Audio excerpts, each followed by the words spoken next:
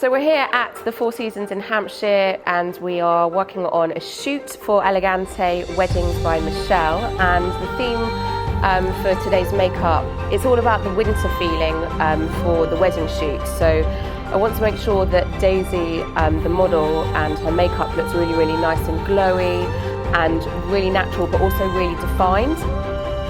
She's got stunning big eyes, so they're going to be my feature to really help to define and enhance, and then to make the skin really lovely and dewy. And then we're going to be transitioning the looks. We're going to have 3 looks.